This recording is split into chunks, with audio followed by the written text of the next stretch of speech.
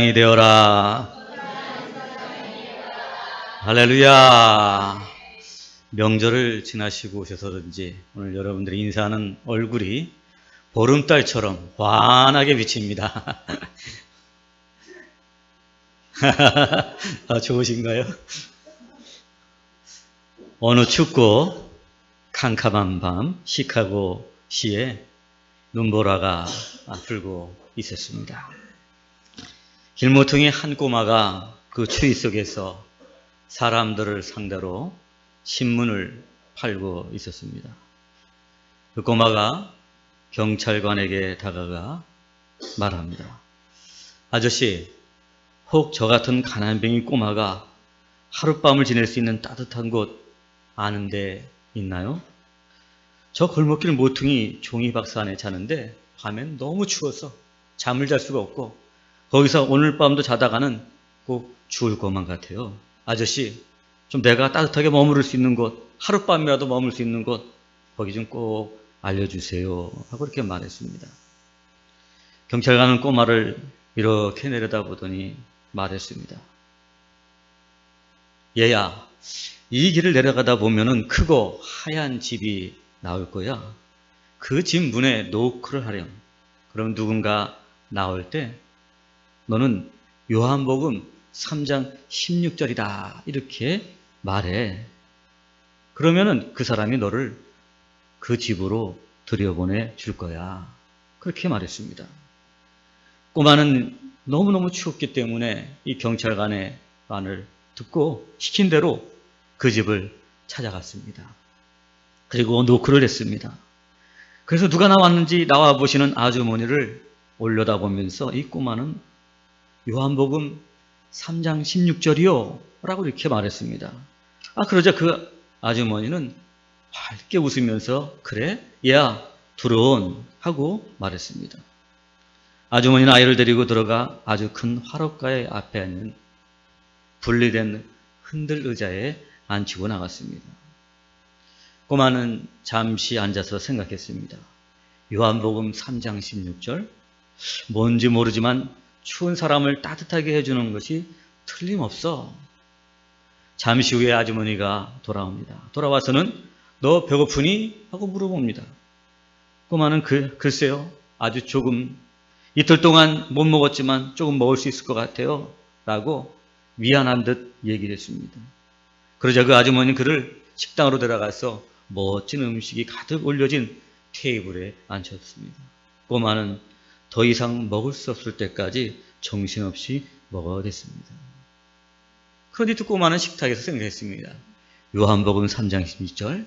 야, 무슨 말인지 모르지만 배고픈 사람을 배부르게 해주는 거에 틀림없어 라고 생각했습니다. 이후에 아주머니는 또 아이를 데리고요. 2층 욕실 따뜻한 물이 가득 찬 큰 욕조로 데려갔습니다. 꼬마는 거기에 들어가서 한동안 몸을 푹 담그고 있었습니다. 욕조에 몸을 담그고 있으면서 꼬마는 생각했습니다. 요한복음 3장 16절. 정말 뭔지 모르겠지만 나같이 이렇게 지저분한 사람을 깨끗하게 해주는 것이 틀림없어. 지금까지 살면서 목욕다운 목욕을 해본 적이 없잖아. 지금까지 했던 목욕이라고는 그 소화전에서 틀어놨을 때 그 물로 가지고 그 앞에서 대충 했던 그런 목욕이 처음이었지 생각했습니다. 이후에 또 아주머니가 들어와서 꼬마를 어떤 방으로 들고 가서 아주 크고 오래된 깃털 침대에 눕히고 이불을 목까지 덮어주고는 잘 자라고 키스해주며 불을 꺼주었습니다. 꼬마는 어둠 속에 누워 창가에 내리는 눈발을 보면서 생각했습니다. 요한복음 3장 16절. 뭔지는 모르지만 피곤한 사람을 편히 쉬게 해주는 것이 틀림없어 라고 생각하고 잠이 들었습니다. 다음날 아침 아주머니가 올라와서 아래층에 음식이 가득 찬 테이블로 다시 꼬마를 데려가고 다 먹고 난 뒤에 아주머니는 지난번과 같이 하롯가에 분리된 흔들의자로 데려다 주었습니다. 그리고 크고 오래된 성경책을 꺼내 들고 꼬마 앞에 앉아서 꼬마에게 이렇게 물었습니다. 예, 너 혹시 요한복음 3장 16절 말씀이 뭔지 아니? 그랬더니 꼬마는 아니요 아주머니 모르겠어요. 저는 지난밤에 경찰관에게 처음으로 들은 말이었어요. 어떤 경찰 아저씨가 그걸 알려주기 때문에 그때서야 요한복음 3장 16절이라는 게 있나 보다 생각했어요. 라고 대답했습니다. 처음 들었다는 것입니다. 아주머니는 성경 요한복음 3장 16절을 펴고 그에게 예수님에 대해서 설명하기 시작했습니다. 크고 오래된 하롯가야 앞에서 꼬마는 그 아주머니가 알려주는 요한복음 3장 16절에 나타난 예수님에 대해서 듣고 자신의 마음과 삶을 예수님께 드리게 되었다고 합니다. 지난주에 TV를 보는데 한 남자가 한 여자에게 프로포즈를 하는 것을 보았습니다. 내가 이 프로포즈 하는 것도 아니고 내가 프로포즈 받는 것도 아닌데 그 프로포즈 하는 것을 보니까 말이죠. 얼마나 내 마음이 조마조마한지 알 수가 없어요. 여자가 저 프로포즈를 받아줄까? 아니면 거절할까? 아주 너무 궁금했어요. 또 만약에 받게 되면 어떻게 받을까? 어떤 표정으로 받을까? 너무 궁금했습니다. 이윽고 남자가 여자에게 프로포즈를 하고 여자가 프로포즈를 받았습니다. 프로포즈를 받은 여자는 얼마나 기쁜지 그 프로포즈를 받고 나서 펑펑 웁니다. 또 프로포즈를 한 남자도 같이 또 펑펑 우는 거예요. 그것을 보고 있는 저도 여러분 마음이 뭉클해졌습니다. TV를 보면서 사람이 사랑하는 사람에게 프로포즈를 받는다는 것, 이렇게 사람을 기쁘게 하고 감동시키는 거구나 이렇게 생각했습니다. 사랑하는 여러분, 오늘도 여러분들도 여러분 누군가에게 프로포즈를 받는다면 여러분 어떻겠습니까? 오늘 본문 요한복음 3장 16절은 하나님께서 여러분에게 프로포즈 하시는 있는 것입니다. 온 일을 향해서 여러분 한 사람 한 사람에게 오늘 프로포즈를 하고 있는 것입니다. 하나님이 세상을 이처럼 사랑하사 말씀하셨습니다. 그래 나는 너를 사랑한다. 그것도 아주 뜨겁게 사랑한다. 그러니 내 사랑 좀 받아주라. 이렇게 오늘 프로포즈하는 것입니다. TV에서 남자가 프로포즈를 하니 여자가 받아주잖아요. 여러분 왜 프로포즈를 받아주는 거예요? 내 마음에 드니까 받아주는 거예요. 그렇죠? 그 남자가 내 마음에 드니까 조건에 맞으니까 받아주는 것입니다. 마음에 안 들면 여러분 어떻게 해요? 프로포즈를 어떻게 해요? 거절하죠. 그렇죠? 마음에 드니까 그 프로포즈를 받아줍니다. 그래요. 마음에 들고 조건에 맞아야지 프로포즈를 받아주는 것입니다. 근데 여러분 오늘 이 시간에 하나님께서 여러분에게 나는 너를 사랑한다 이렇게 프로포즈를 하고 있잖아요. 그죠? 내 사랑 좀 받아줘 이렇게 말하고 있잖아요. 그죠? 여러분 하나님이 여러분의 마음에 드십니까? 여러분의 마음에 드십니까? 그렇다면 여러분 이 하나님께서 여러분에게 하시는 이 프로포즈를 여러분 어떻게 하시겠습니까? 받으시겠습니까? 거절하시겠습니까? 하나님은 어떤 분이십니까, 여러분? 하나님은 완전하신 분이에요. 완전하신 분이 나는 너를 사랑한다 하시는데 어떻게 해요, 여러분? 기쁨으로 받아들여야 할 줄 믿습니다. 할렐루야. 완전하신 분이에요. 어디 하나 빠지는 게 없어요. 어디 하나 부족한 것이 없는 분이에요. 전능하시고 위대하신 그 하나님께서 나는 너를 사랑한다. 나는 당신을 사랑합니다. 오늘 하나님께서 프로포즈한 완전한 조건을 가지고 계신 분, 완벽하신 그분이 나를 사랑한다고 합니다. 사랑하는 여러분, 오늘도 이 시간 우리가 마음의 문을 열고 이 하나님이 나를 사랑한다는 그 사랑을 받아주어야 될 줄로 믿습니다. 할렐루야. 꼬마가 여러분 요한복음 3장 16절이 무엇인지 알았어요? 몰랐어요? 몰랐어요. 여러분. 하나님이 세상을 저를 사랑하시는지 독생자를 주셨는지 그래서 그 결과가 어떻게 되는지 아무것도 몰랐어요. 그냥 경찰관이 일러준 대로 아주머니에게 말했을 때 집에 들어가서 힘을 얻은 것처럼 나는 너를 사랑한다. 하나님의 프로포즈에 우리가 어린아이처럼 단순하고 순진하게 받아들인 자가 구원을 얻고 영생을 얻게 되는 것이에요. 할렐루야. 복잡하게 생각할 게 없어요. 믿음이라는 게 뭐냐?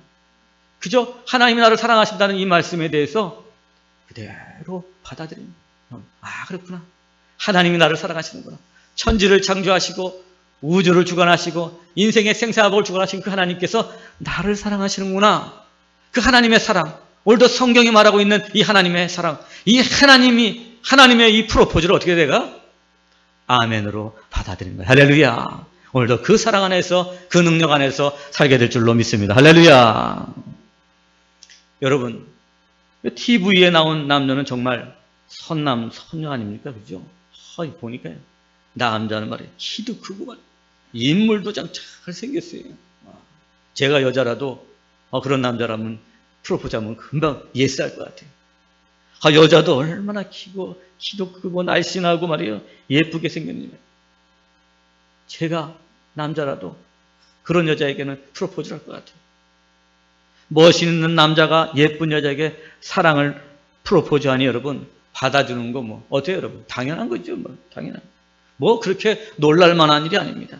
저도 예감을 했어요. 이 프로포즈는 받아줄 것이다. 왜 멋있는 남자, 예쁜 여자, 뭐 어디 하나 빠질 것이 없는 사람, 이 멋있는 남자가 예쁜 여자한테 프로포즈 하냐? 여자가 안 받아줄 리가 없어요. 여러분, 그런 프로포즈는 별로 놀라운 일이 아닌 것입니다. 그런데 여러분, 하나님께서 여러분에게 하는 이 프로포즈, 내가 너를 사랑한다는 이것은 정말로 세상에서 가장 놀랍고 위대한 일인 것입니다. 왜 그래요, 여러분? 그것은 내가 사랑받을 어떤 조건도 어떤 자격도 없기 때문인 것입니다. 즉 다시 말해서 도저히 사랑할 수 없는 사람이라는 거예요.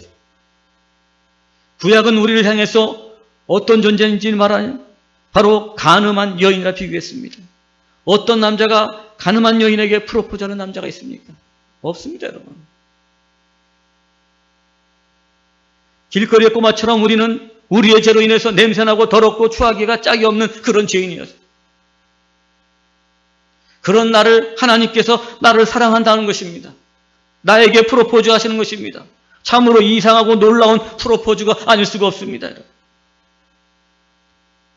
참 놀라운 사랑입니다. 프로포즈.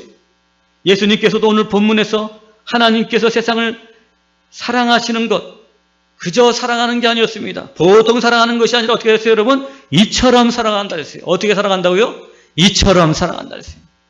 하나님께서 여러분 한 사람 한 사람 어떻게 해요? 이처럼 사랑하신다 했어요. 이처럼.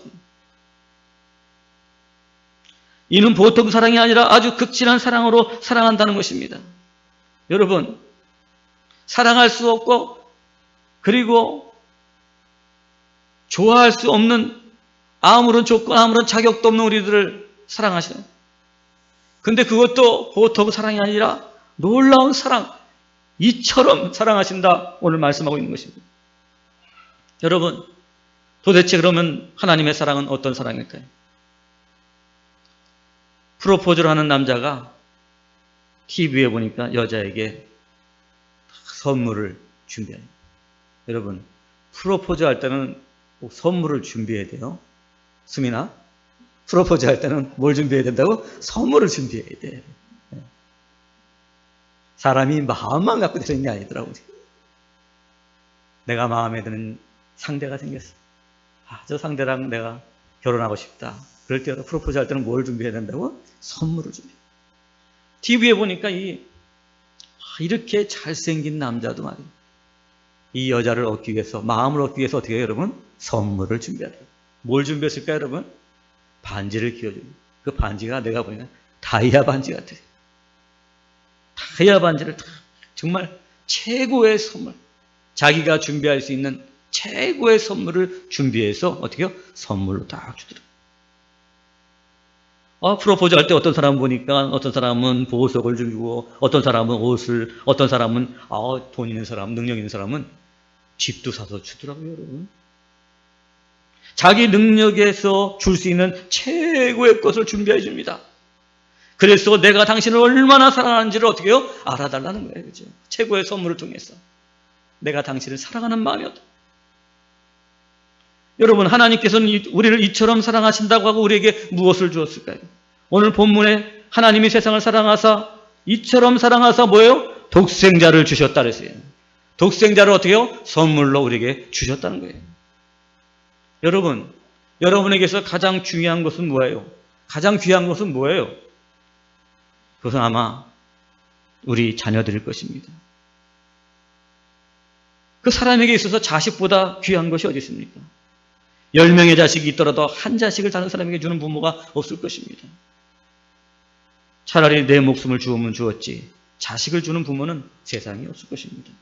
왜요? 자식은 내 목숨보다 귀한 존재이기 때문인 것입니다.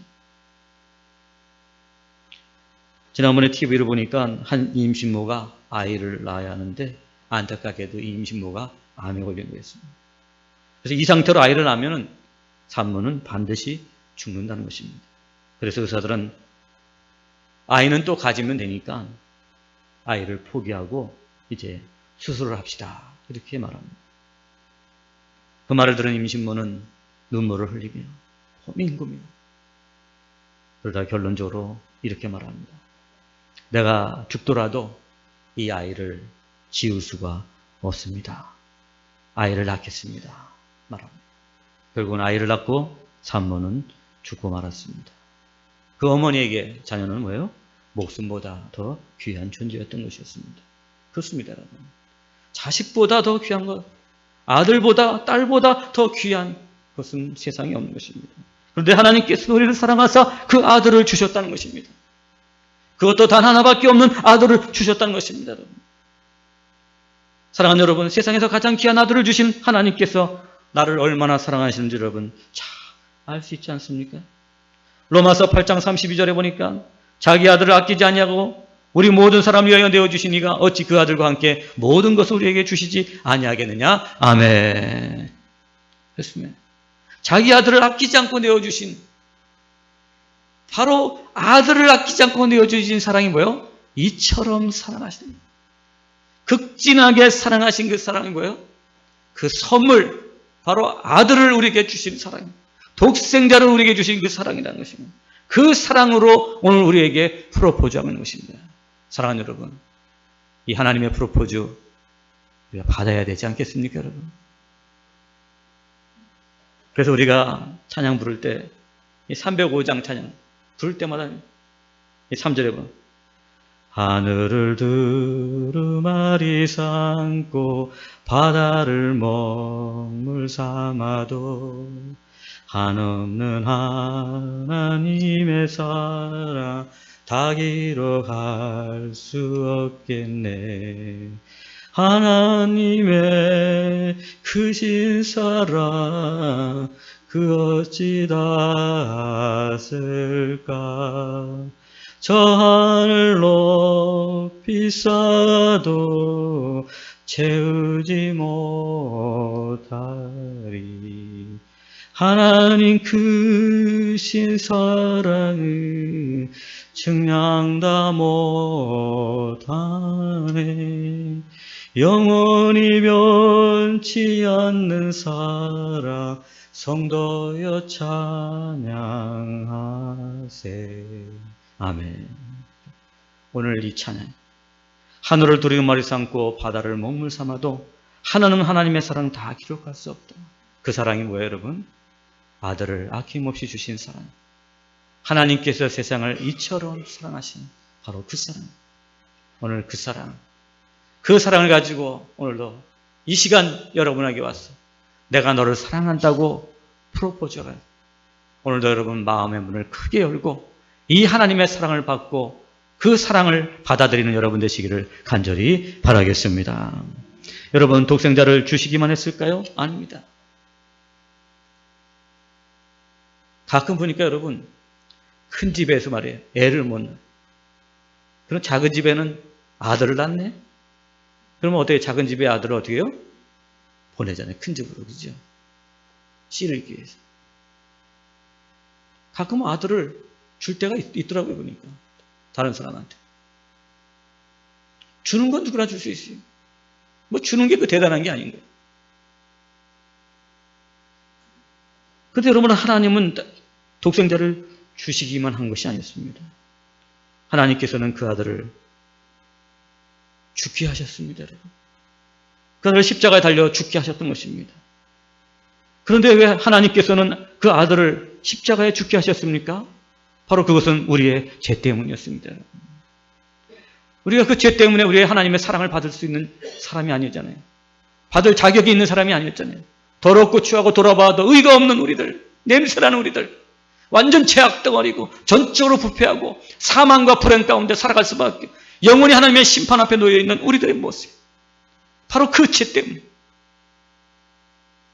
그 죄 문제를 해결하기 위해서 하나님은 아들을 주실 뿐 아니라 십자가에 달려 죽게 하셨던 것입니다. 죄의 삭은 사망이기 때문에 나의 죄값을 치르기 위해서 죄 없으신 아들을 십자가에 달려 죽게 하신 것입니다. 하나님의 사랑은 어떤 사랑이에요? 아들을 십자가에 죽이기까지 사랑한 그 사랑이에요. 할렐루야. 이 놀라운 사랑으로 오늘 나는 너를 사랑한다는 거예요. 나는 너를 사랑한다고 오늘 프로포즈하고 있는 거예요. 사랑하는 여러분, 오늘도 여러분의 눈과 귀를 활짝 열고 마음을 활짝 열고 이 하나님의 프로포즈를 받아들이는 여러분 되시기를 축복합니다. 할렐루야. 아들을 죽이기까지 상상할 수 없는 사랑으로 오늘 저와 여러분들을 사랑하신다고 말씀하고 있는 것입니다. 이는 저를 믿는 자마다 영생을 얻게 하려 하십니다. 아멘.